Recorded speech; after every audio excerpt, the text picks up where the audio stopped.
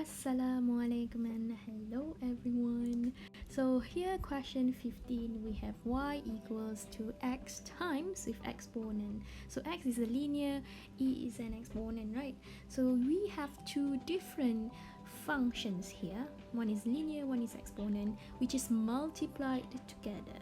So don't be afraid.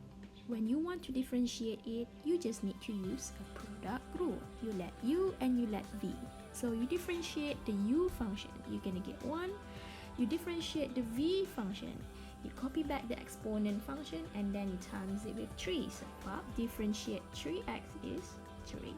Differentiate the power. Don't forget about how to differentiate the exponent and also the linear function here. Okay, so now write down the derivative dy dx is equals to vu prime plus uv prime. Okay, and here you go, you just sub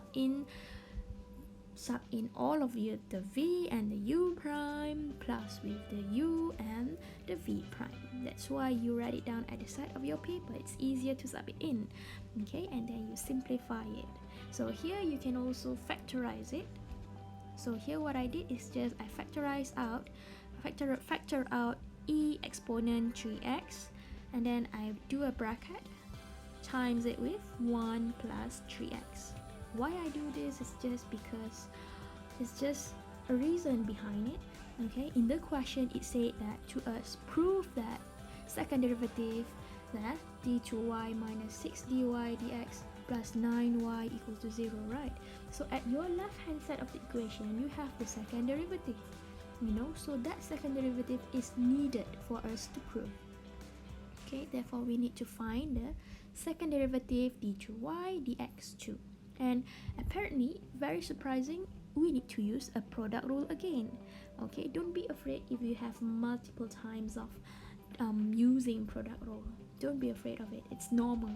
Okay, so we just have to differentiate it again by using product rule. So here you go, I always write down the formula. vu prime and plus uv prime, I'll just use the same alphabet. I extract out the u and u prime, I extract out the v and v prime. Okay, I'll just use the same alphabet because there's nothing wrong about it. Okay, so that I won't have to remember a new alphabet anymore. So I'll just keep on doing the derivative the second time of product rule and sub in into the formula. Okay, don't have to worry about it so much. So you just simplify it and you times it 1 by 1 and you're gonna get 3 exponent 3x plus 9x exponent 3x plus 3 exponent 3x, and you will see something the same term over here and you plus it together and that's your answer. Okay, so here's the thing. Here is the moment where we have to prove it whether left hand side is equal to the right hand side, which normally it does. Okay, normally it does, but it's okay. Just write down what you have already, which is dy dx and d2y dx2. You already have them both. What you need to do is just sub it into the left hand side part.